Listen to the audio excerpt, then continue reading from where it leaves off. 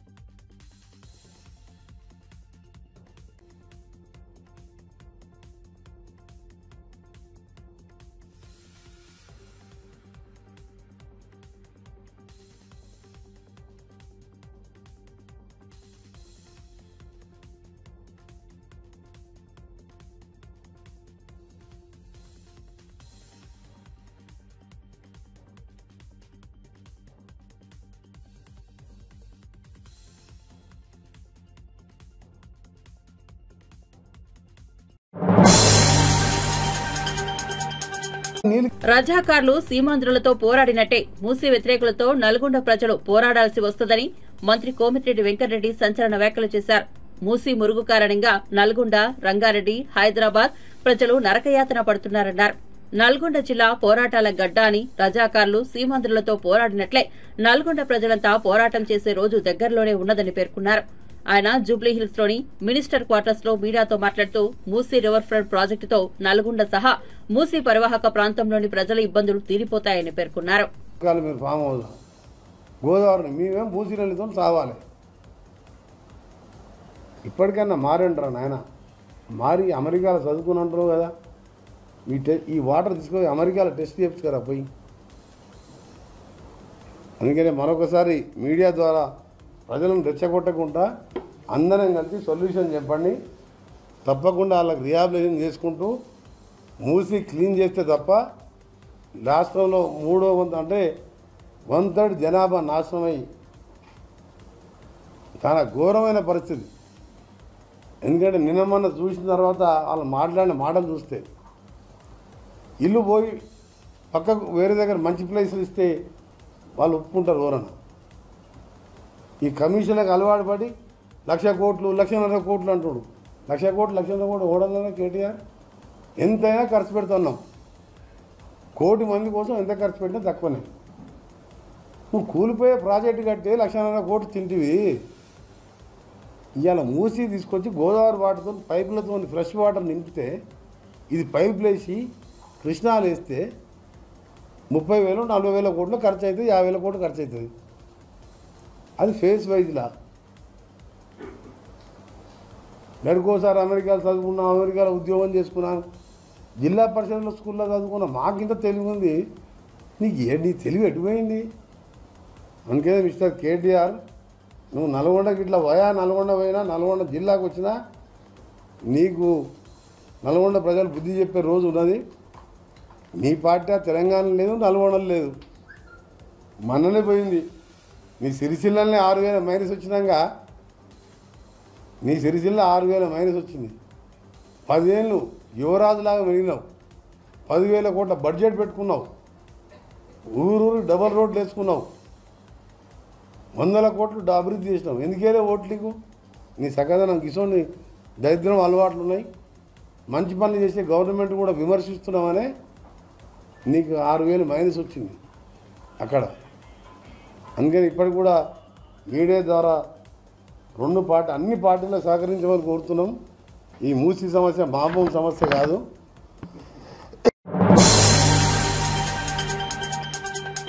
హిందూ సమాజానికి చంద్రబాబు బేషరతుగా క్షమాపణలు చెప్పాలని డిమాండ్ చేశారు మాజీ MP Margani Bharat.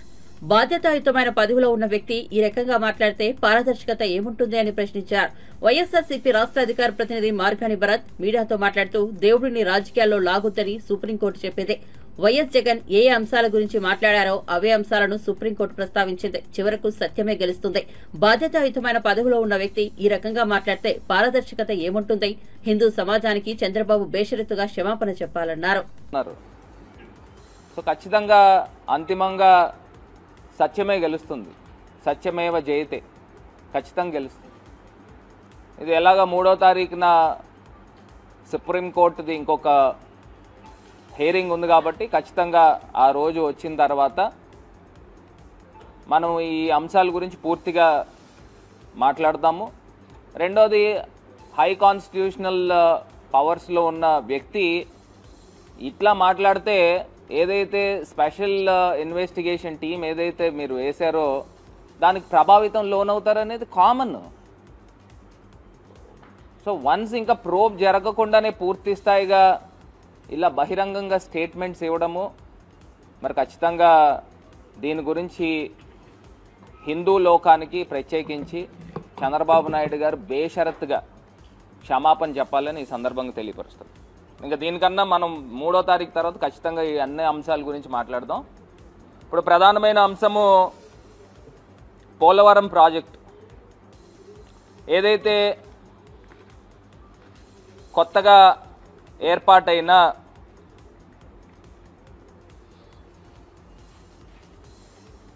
Experts committee,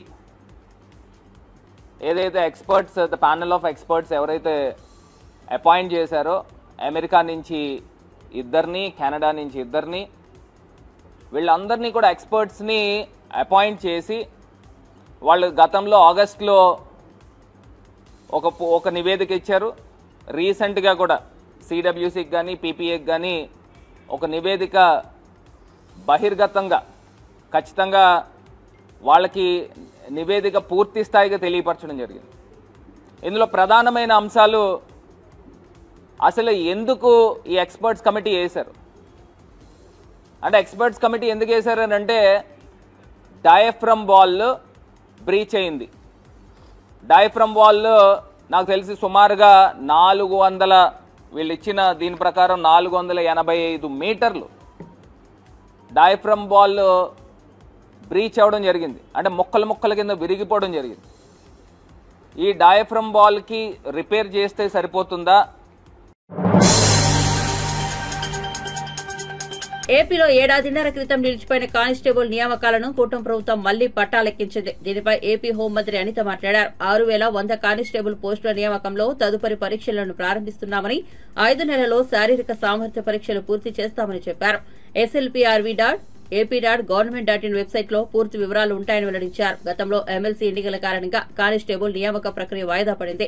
గత వైసీపీ ప్రభుత్వం 2022లో 6,100 కానిస్టేబుల్ పోస్టుల భర్తీకి నోటిఫికేషన్ కూడా విడుదల చేసింది. ఫిలిమ్స్ నిర్వహించి ఫలితాలు సైతం వెల్లడించారు. 2023 జనవరిలో ప్రాథమిక రాత పరీక్ష నిర్వహించగా 95,208 మంది ఉత్తీర్ణులయ్యారు.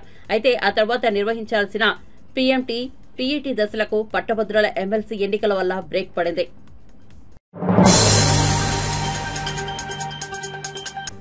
బీఆర్ఎస్ వర్కింగ్ ప్రెసిడెంట్ కేటీఆర్ కాన్వాయ్పై పోలీసుల సమక్షంలోనే కాంగ్రెస్ గూడాలు మారణాయుధాలతో దాడికి దిగారని మాజీ మంత్రి జగదీష్ రెడ్డి ఆరోపించారు. ఈ ఘటనపై డీజీపీ లేదా సిపి వెంటనే స్పందించాలని, బాధ్యులపై కఠిన చర్యలు తీసుకోవాలని డిమాండ్ చేశారు. కాంగ్రెస్ అధికారంలోకి వచ్చినప్పటి నుంచి బీఆర్ఎస్ కార్యకర్తలు, నాయకులు, ఎమ్మెల్యేలపై వరుసగా దాడులు జరుగుతున్నాయని చెప్పారు. కాంగ్రెస్ నాయకుల దాడులకు భయపడే ప్రసక్తే లేదని స్పష్టం చేశారు. తెలంగాణ భవన్లో ఆయన మీడియా సమావేశంలో మాట్లాడారు. 50 నుండి 60 మంది కాంగ్రెస్ కార్యకర్తలు ట్రాఫిక్ సిగ్నల్ ను ఆపి కేటీఆర్ కాన్వాయ్పై మారణాయుధాలతో దాడికి దిగారని, ఇందుకు పోలీసులు సహకరించారని ఆరోపించారు. ప్రజలను అంచేస్తాం, భయపెట్టిస్తామని చెప్పి ఒక మూర్ఖపు కలగంటున్నాడు. కానీ నేను అడుగుతామన్న డీజీపీని, హైదరాబాద్ నగర కమిషనర్ని, మీరు నిజంగా మీరు అనుకుంటున్నట్టు మీరు సిన్సియర్ ఆఫీసర్సే అయితే ఇవాళ జరిగే దాటిపైన ఎంక్వైరీ చేయించండి. దాంట్లో ఉన్న పోలీసులు ఎవరో, దీంట్లో పాత్ర వహించిన వాళ్ళు ఎవరో వాళ్ళని కూడా బయట పెట్టండి.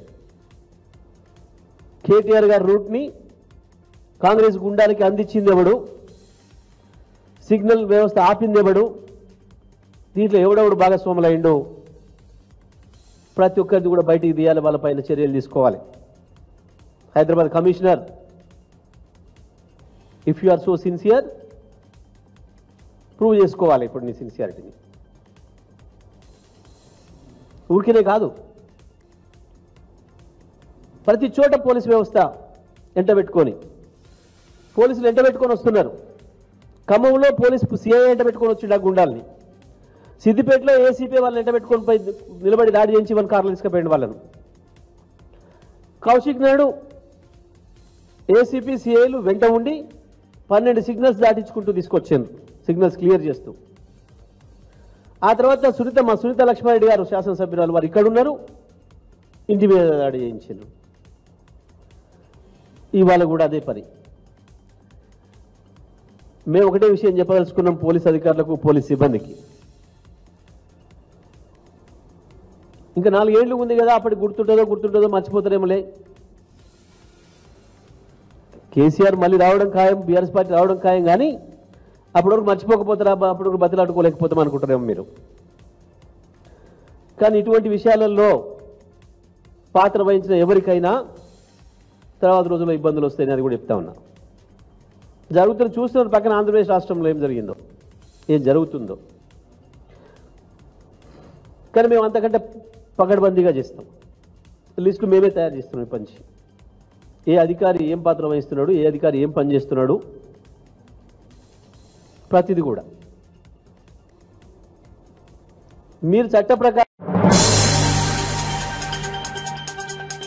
తిరుపతి లడ్డూ వివాదాన్ని అర్థం చేసుకున్నందుకు సుప్రీంకోర్టుకు ప్రజాశాంతి పార్టీ అధినేత కేఏ పాల్ ధన్యవాదాలు తెలిపారు. ఏపీ హైకోర్టులో సీబీఐతో విచారణ జరపాలని కేసు వేశారన్నారు. తిరుపతిని కేంద్రపాలిత ప్రాంతంగా ఎందుకు చేయకూడదని ప్రశ్నించారు. కేంద్ర ప్రభుత్వాన్ని, ప్రధానమంత్రిని కూడా కలుస్తారని ఆయన పేర్కొన్నారు. పవన్ తో పాటు పలువురు నేతలు పిచ్చి పిచ్చిగా మాట్లాడుతున్నారన్నారు. పవన్ ఏమన్నా మాట్లాడితే తాట తీస్తా అంటాడన్నారు. తిరుపతిని కేంద్రపాలిత ప్రాంతం చేయాలని ఏపీ హైకోర్టును ఆశ్రయించారన్నారు. దొంగల్ని విచారిస్తే వాస్తవాలు బయటకు వస్తాయా అంటూ కేఏ పాల్ తీవ్రంగా వ్యాఖ్యానించారు. హైడ్రాపై రేవంత్ రెడ్డితో మాట్లాడారని కేఏ పాల్ తెలిపారు. तिरुपति को सीबीआई इंक्वायरी करना चाहिए और यूनियन टेरिटोरी बोल के डिक्लेयर करने चाहिए बोल के, क्योंकि वो अभी जो पॉलिटिशियंस है चंद्रबाबू नायडू, पवन कल्याण, खाली लॉ एंड ऑर्डर ब्रेक करके कंट्रोवर्सी क्रिएट कर रहा है. ऐसा कंटिन्यू होने से मुश्किल हो जाएगा हिंदू, मुसलमान, क्रिश्चियन में. इसीलिए मैं इंटर्म प्रेयर, अभी सुप्रीम कोर्ट में भी मैं इंटर्म प्रेयर जो मांग रहा हूं, इंटर्म ऑर्डर पास कर लीजिए. जैसा Chandrababu Naidu, Pawan Kalyan without due process वो लोग ऐसा stupid question, false fabricated issues लाके आंध्र प्रदेश को रूइन कर रहा है, तेलुगु स्टेट्स को रूइन कर रहा है. वो तेलंगाना में तो हाइड्रा को यूज करके मिसयूज कर रहा है. लाख लाख लोग उनका building 1,50,000 crore valuable buildings have been destroyed already without a due process, which I shared with the Honorable Chief Minister, my younger brother, Ravant Reddy, yesterday evening. Face to face, I graciously confronted him that the way Hydra is going on in Telangana It is illegal, unethical, immoral, and that's what the Honorable Telangana High Court also confirmed. Thank you very much.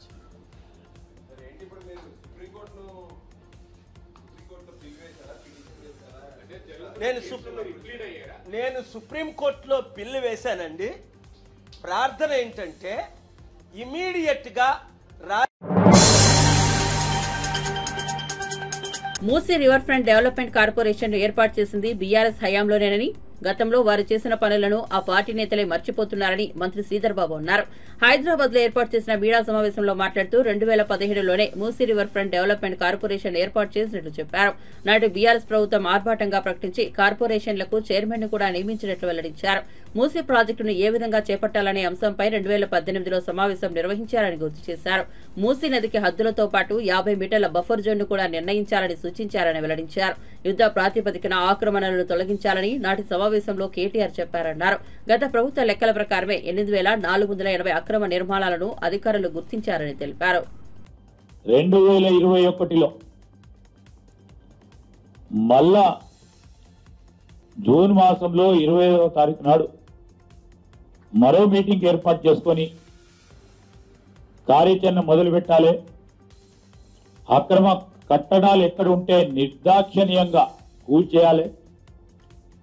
ఆ క్రమంలో మీరు ఈరోజు enumeration చేసిన తరుణంలో వారందరికీ కూడా ఏ విధమైన R&R policy ఇవ్వాలనో ఖచ్చితమైన టైం ఫ్రేమ్వర్క్ లో మనం చేయాలని వారు స్పష్టంగా ఆదేశాలు ఇవ్వటం జరిగింది. మరొక మారు మీ అందరికి తెలియజేస్తా ఉన్నాం, 22లో మళ్ళొక్కసారి మీటింగ్ పెట్టి కంపెన్సేషన్ 2 బెడ్రూమ్ హౌసెస్ ఇవ్వాలని ఉన్నవారికి అందరికీ ఎవరికైతే ఈ మూసీ రివర్ బెడ్కు సంబంధించి అక్కడ నిర్మాణాలు చేపట్టిన వారికి అందరినీ కూడా అక్కడి నుంచి పంపేసి వారందరికీ కూడా 2 బెడ్రూమ్ హౌసెస్ ఇవ్వాలని చెప్పారు.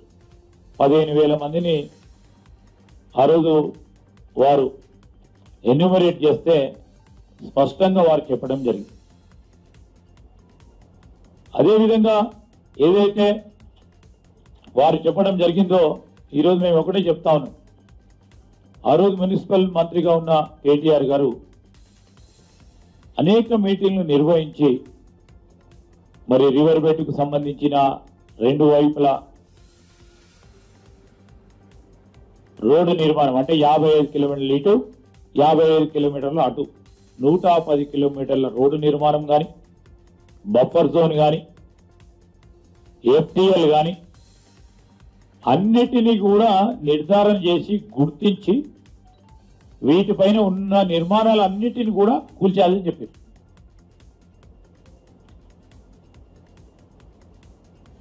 వారి స్ట్రాటజీ పరంగా ఈరోజు ఒక మాట వారు వార్ ఫ్రంట్ లో అంటే యుద్ధ ప్రతిపాదిక మీద అక్రమాలను తొలగించాలని హైదరాబాద్ లో డీజేలపై నిషేధం విధించినట్లు నగర పోలీస్ కమిషనర్ సివి ఆనంద్ తెలిపారు. ఊరేగింపుల వేడుకల సందర్భంగా విపరీత శబ్ద కాలుష్యానికి దారితీస్తున్న డీజేలపై కీలక నిర్ణయం తీసుకున్నారు. డీజే సౌండ్ కారణంగా ఇబ్బందులు పడుతున్నట్లు డైల్ 100కు ఫిర్యాదులు పెరిగాయి. ఈ క్రమంలో డీజేలపై నిషేధం విధిస్తూ సివి ఆనంద్ ఉత్తర్వులు జారీ చేశారు. నగర సిపి సివి ఆనంద్ ఇటీవల డీజే అంశంపై బంజారాహిల్స్ కమాండ్ కంట్రోల్ రూమ్ లో రౌండ్ టేబుల్ సమావేశం నిర్వహించారు. ఆ సమావేశానికి GHMC commissioner Amrapali, Hyderabad collector Anudeep Durishetty, వివిధ పార్టీలకు చెందిన ప్రజాప్రతినిధులు హాజరయ్యారు. డీజేలపై నియంత్రణ అవసరాన్ని వివరిస్తూ CV Anand power point presentation ఇచ్చారు. 2 ఏళ్లుగా డీజేలతో పెద్ద ఎత్తున నిబంధనల ఉల్లంఘన సాగుతోందని అన్నారు. మంత్రి కొండా సురేఖపై అసభ్యకర పోస్టు పెట్టిన వ్యక్తి హరీష్ రావు ఫోటోను ఉపయోగించుకున్నాడని, కాబట్టి ఆయనకు ఓ సూచన చేస్తున్నారని బీజేపీ ఎంపీ రఘునందన్ రావు అన్నారు. ఆయన ఫోటోను ఉపయోగించుకుంటున్న వారి మీద హరీష్ రావు కేసు పెట్టాలని సూచించారు. లేదంటే వారిపై తామే కేసు పెడతామని అల్టిమేటం జారీ చేశారు. తాము కేసు పెట్టినప్పుడు హరీష్ రావు విచారణకు సహకరించాలని, పట్టుకొచ్చిన వారి కోసం ఫోన్ కాల్ చేయవద్దన్నారు. అంతేకాదు అలాంటి వ్యక్తితో తనకు సంబంధం లేదని హరీష్ రావు పత్రికాముఖంగా ప్రకటన చేయాలన్నారు. బీజేపీ కార్యాలయంలో రఘునందన్ రావు మీడియాతో మాట్లాడుతూ మంత్రి కొండా సురేఖ చేనేత సమస్యలు వినేందుకు దుబ్బాక వచ్చారని, అలాంటి సమయంలో ఆమెపై ట్రోల్ చేయడం పట్ల తాను బాధపడుతున్నానన్నారు. బీఆర్ఎస్ పార్టీకి చేతనైతే సిద్ధాంతపరంగా కాంగ్రెస్ పార్టీని ఎదుర్కోవాలని సూచించారు. తప్పు చేస్తే విమర్శించాలని, రాజకీయంగా ఎదుర్కోవాలని, ఇంకా చేతనైతే ఎన్నికల్లో పోటీ చేసి గెలవాలి, అంతే తప్ప వ్యక్తిత్వ హననానికి పాల్పడవద్దన్నారు. మంత్రిని ఇంత దారుణంగా అవమానించడం అనేది బీఆర్ఎస్ పార్టీకి తగదు. ఇట్లాంటి తప్పుడు పనులు చేసే గతంలో మీరు ఇప్పటికే శిక్ష అనుభవిస్తున్నారని నేను అనుకుంటా ఉన్నా. ఇంకా ఇట్లాంటి పిచ్చి పనులు చేస్తే ఆ మిగిలినవి కూడా మిగిలాయి. మీకు ఎట్లాగో మహిళల్ని గౌరవించే సంస్కారం లేదనేది మీ మొదటి క్యాబినెట్లోనే తెలిసిపోయింది. తొలి తెలంగాణ క్యాబినెట్లో ఒక మహిళని తీసుకోలేదు మీరు. మీకు ఎక్కడ కూడా మహిళల్ని గౌరవించే సంస్కారం లేదు. మీకు మహిళలంటే ఒక కవితమ్మ తప్ప ఇంకెవరు మహిళలు కాదనుకునేటువంటి బాపతిగాళ్ళు మీరు. ఇప్పటికైనా మారుండ్రి. ప్రతిపక్షంలోకి వచ్చినాకనైనా భగవంతుడు మీకు మంచి బుద్ధి ప్రసాదించాలని, సాటి మహిళల్లో ఓ తల్లిని ఓ చెల్లెని చూసే సంస్కారాన్ని ఆ భగవంతుడు మీకు ప్రసాదించాలి, మీ నాయకులకు ప్రసాదించాలని చెప్పి ఈ సందర్భంగా తెలియజేస్తూ, మరొకసారి నా వల్ల కలిగినటువంటి అసౌకర్యానికి మా జిల్లా ఇన్ఛార్జ్ మంత్రి గౌరవనీయురాలు శ్రీమతి కొండా సురేఖ గారికి కలిగినటువంటి అసౌకర్యం పట్ల విచారాన్ని వ్యక్తం చేస్తూ, భవిష్యత్తులో ఇట్లాంటి పొరపాటు చేసేటువంటి వెధవలు ఎంతటి వాళ్ళైనా అటు పార్టీ పరంగా ఇటు చట్ట ప్రకారంగా మీకు అండగా నిలబడతాం. తప్పు చేసినటువంటి వాళ్ళని జైలుకు పంపించేంత వరకు దాకా మీ తమ్ముడిగా మీకు అండగా ఉంటానని చెప్పి ఈ సందర్భంగా తెలియజేస్తా ఉన్నాను. Thank you వరండాల్.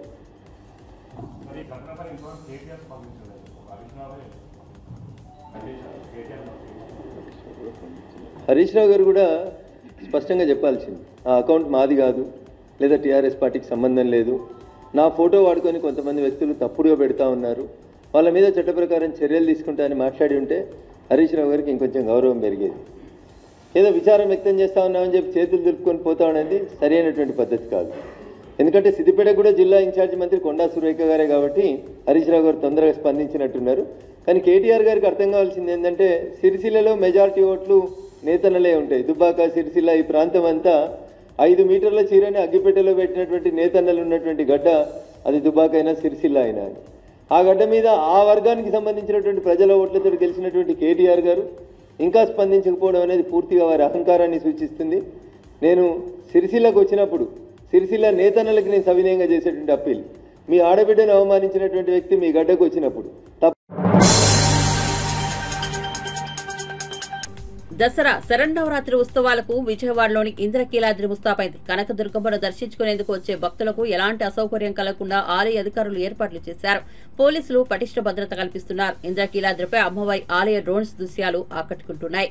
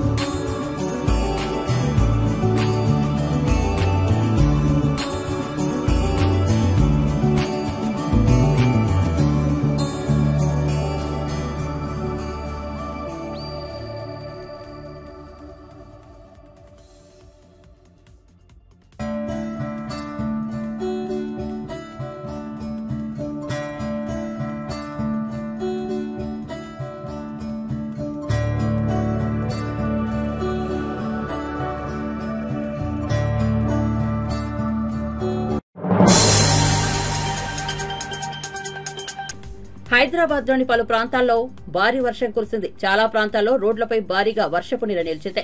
దీంతో కిలోమీటర్ల మేర ట్రాఫిక్ జామ్ అయింది. రోడ్లపై నీరు నిలవడంతో వాహనదారులు ఇబ్బందులు పడ్డారు.